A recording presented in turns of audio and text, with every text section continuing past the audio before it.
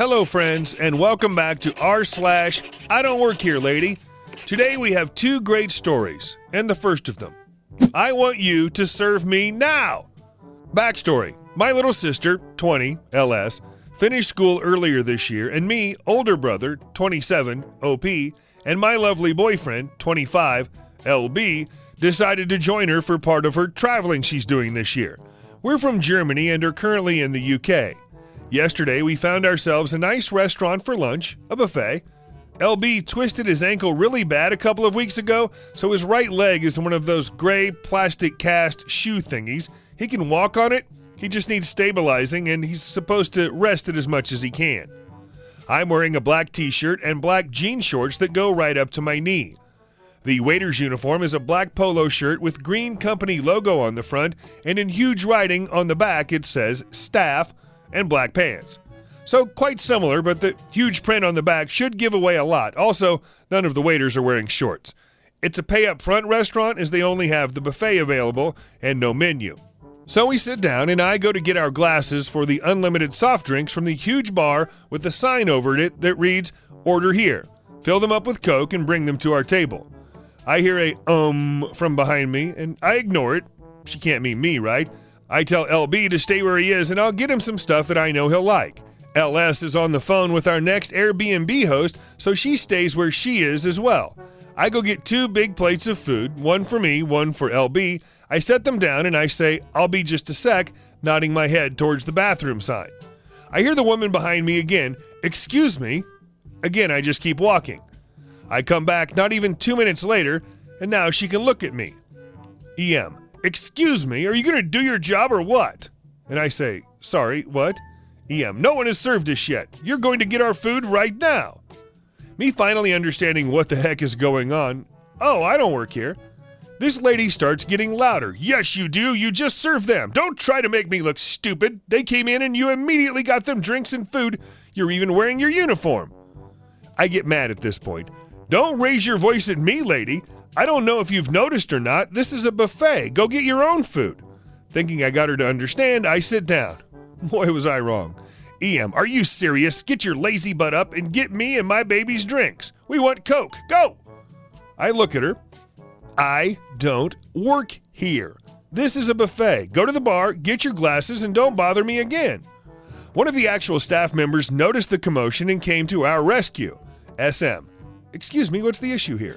Before I can say anything, she starts screaming, "This lazy mother hugger won't serve me and my babies. We're so thirsty and my babies are starving. You need to fire him right now." SM, "Ma'am, he doesn't work here." EM, "Yes, he does. He's in uniform." SM, "You don't need to yell. He's not in uniform.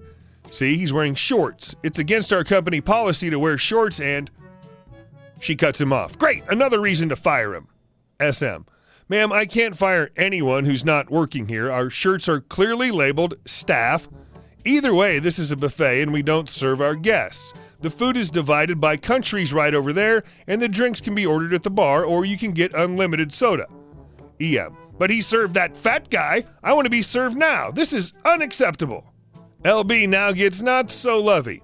He isn't fat in any way, shape, or form, and I'd actually like him to put on a pound or 2. "I don't know what your problem is, but you can clearly see that I can't walk properly. Don't try to body shame me." SM, "Ma'am, if you insult another guest again, I'm going to have to ask you to leave. Like I said, he doesn't work here and you need to get your own food." She gets up and stomps past us, leaving her maybe 2- and 4-year-old girls at the table alone. Yes, she wanted to get them Coke. The older one looks at me and says, "Mommy always yells at food people." I tell her that it's not her fault and she shouldn't worry about it, but know that that's not how you treat people. Lovely kids. I feel sorry for them. They're growing up with entitled parents and know it. She comes back with 3 plates full of food. I think this is the end of it, but no, this woman still doesn't understand the simplest instructions.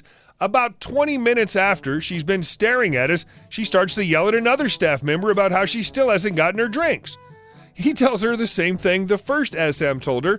Drinks are ordered at the bar. You can also get a glass for unlimited soft drinks there, and the machine is around the corner. So she yells, "This place is rubbish. Someone should have told us there's a bar. My babies are thirsty." The bartender yells back, "I'm right here. You've been staring at me for about 30 minutes. I can't be missed. I have a glowing 'Order Here' sign over my head. You passed me 3 times. You've given your kids water, which is against the rules here. No food or drinks from the outside." The whole restaurant starts laughing. EM gets bright red and pulls her kids toward the exit, leaving 6 full plates of food there. You have to pay for the food you leave on your plate to cut down on waste, I guess. One of the SMs quickly runs up to the table and takes the food to the scale. Another SM tells her to wait a minute. She had 3,700 grams of food on her plate, about 8 pounds, which meant she had to pay 55 pounds. That's about $68. So she started screaming again. "What the F is this? Who do you think you are? I already paid 40 pounds to get in here." It's 20 pounds per adult, 10 pounds per child over a certain height, I think. SM: "Ma'am, there's too much food wasted in restaurants, especially buffets. We try to prevent that with this rule." EM: "You need to tell me that before I get here." SM: "Ma'am, you're standing right in front of one of the 16 signs in this restaurant that tell you about this rule." EM: "Well, I'm not going to pay that much money." SM: "Either you pay or we call the police. You've been making trouble here all afternoon." So she starts losing it again. "How dare you speak to me that way? Where's your manager?" SM: "He's cleaning up your food right there." She realizes she can't do anything and angrily pays the $55.50 and makes sure to mention that no one's getting a tip today. The SM at the cashier says, "Don't worry, there is a service charge added to bills over a certain amount. We'll get paid properly." She stormed out without saying another word. So when we leave about 20 minutes later, the manager calls us over to the cashier and says with a big grin on his face, "Your food is on that lady today," gives us our money back. Best free lunch ever. I hope her kids are okay. They were cute. I'll start by saying at this point in my life, I was a very noticeable, recognizable person. I had mint green and bright blue hair. I was maintaining extremely well because I was a receptionist at a very large business. I'd just recently gotten an apartment with my boyfriend that was much closer to my work and decided to stop by Walmart on my way home to pick up something to cook for dinner. I'm standing in the frozen food department deciding what option is least likely to give me heart disease when roughly the following conversation happens. Enter, probably, Karen, no child in sight, spotting me in the aisle. PK: "My son broke a bottle in the next aisle. Can you get someone to clean it up?" I'm wearing black pants and a black polo. I clearly do not work here. I just assume at this point she can't find anyone and wants my help. Me: "I think there's someone over in self-checkout can help. I'm sorry, I really just need to get home." PK: "Broken glass is a hazard to my son. I need this cleaned up immediately." Me: "Wait, you left him there?"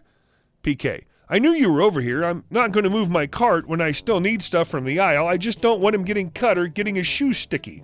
Now find someone to clean it up." Me: "Okay. I guess I'll go tell them there's an unattended child breaking glass in one of the aisles." As I walk away, I hear PK saying something like, "Excuse me, but I've already grabbed my food and I'm heading to self-checkout anyway." Before I can even get my food set down on the machine, I hear a loud clack of flip-flops and PK's continued "excuse me's." She now arrives to the self-checkout center, child in tow, face red from anger. She informs kiosk lady that I was making rude remarks about her parenting, harassing her, and refusing to help. KL looks at me confused, clearly realizing I don't work here, and says there's not much she can do other than get a manager who could ask me to leave. PK looks thrilled at this news and requests it immediately. I, at this point, am finished purchasing and ask if I can just go because I'm done shopping and need to get home. PK cuts in with, "You can't go unless they dismiss you." Me: finally realizing what's going on and trying to clear up the situation, "I don't actually work here. Sorry about the confusion. I really just want to leave and get home." PK: "I know you work here. I've seen you a dozen times. I don't care who covers for you. You won't lie your way out of this." Me: "Are you sure you recognize me, ma'am?" PK: "Of course I recognize you. How could anybody forget that loud, tacky hair?" At this point, PK has attracted not only the attention of the manager, but the security guard by the front door. I'm not thrilled from the comment about my hair, so despite my best judgment, I decided to tell her exactly where I worked. "I'm the receptionist at a marijuana dispensary. Are you sure that's not where you've seen me?"